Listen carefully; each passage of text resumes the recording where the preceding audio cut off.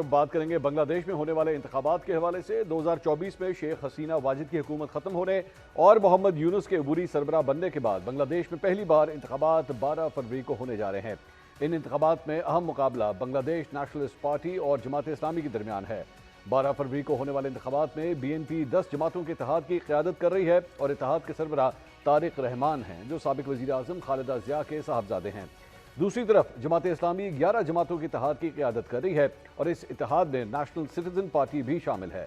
बांग्लादेश में 2024 की तलबा तहरीक के रहनुमाओं ने नेशनल सिटीजन पार्टी तश्कील दी थी।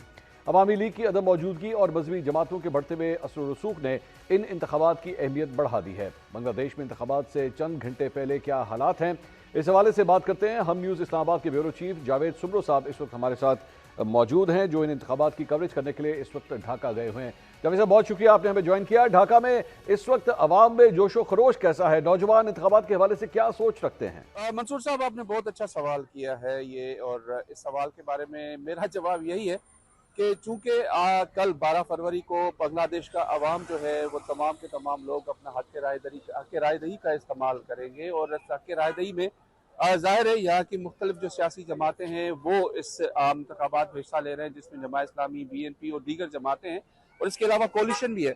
लेकिन जहाँ तक बात है नौजवानों की और लोगों के जोशो खरोश की, तो वो भरपूर तौर पर हमें यहाँ पे नज़र आ रहा है, और लोग शायद इंतज़ार कर रहे हैं कि सुबह हो तो हम जाके वोट का जो हक इस्तेमाल करें और पोलिंग स्टेशन में जाके वो अपना मामला जो अपना हक जो वोट जो है वो उसको सही तरीके से अपनी मर्जी से अपने मर्जी की सियासी जमात को अपना वोट जो है वो पोल कर सके। जहाँ तक बात रही कि मैं आपको ये बताऊं कि मैं इस वक्त मौजूद हूँ, रात हो चुकी है और मैं यहाँ पे मौजूद इस वक्त इलेक्शन कमीशन ऑफ बांग्लादेश के बाहर, और लोग यहाँ पर मुझे यहाँ पे अभी भी नजर आ रहे हैं कि लोग यहाँ मौजूद हैं, और उन आपस में ज़ाहिर है अपने आपस में वो चिटचेट करते हैं, और चिटचेट में हमें यही महसूस हो रहा है कि वो बहुत ज़्यादा पुरजोश है कि वो सुबह जो है हक रायदही इस्तेमाल करेंगे। और दूसरी चीज़ जो रही जहाँ नौजवानों की, तो जाहिर है नौजवानों की जो एक हल मुल्क की रीढ़ की हड्डी होते हैं नौजवान, तो नौजवान जो है इस बार जो है बांग्लादेश के अंदर होने वाले जो कल 12 फरवरी को इंतखाबात है उसके अंदर अपना भरपूर वोट इस्तेमाल करेंगे, और उसके हक रायदही इस्तेमाल करके ज़ाहिर है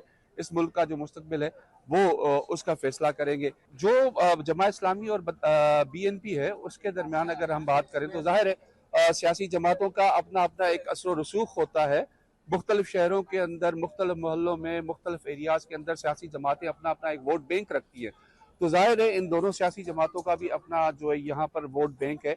और जहाँ तक हमारी इतलात हैं तो तकरीबन 66 जो है यहाँ पे अजला हैं, और 6 से 7-8 के करीब डिवीजन हैं, और इन तमाम बांग्लादेश के इलाकों के अंदर जो है ये इंतखाबात हो रहे हैं। तो जाहिर है उसमें इन दोनों सियासी जमातों का एक ये कहा जाए कि कल मुकाबला है, कि ये कहना अब कुछ कबल इस वक्त होगा कि कौन सी सियासी जमात बांग्लादेश के अंदर जाके हुकूमत बनाएगी। लेकिन तमाम सियासी जमातों ने अपना जो मुहिम है, इलेक्शन मुहिम जो है, इंतखाबी मुहिम, वो भरपूर तरीके से चलाई है, और वो इस वजह से हर सियासी जमात जो है पूरी उम्मीद है कि वो आम इंतखाबात में वो जीत जाएंगे और पहले नंबर पे आएंगे। जावेद साहब, आपने नौजवानों का जिक्र किया कि नौजवान जो है बड़ी इंपॉर्टेंस रखते हैं इन इंतखाबात में।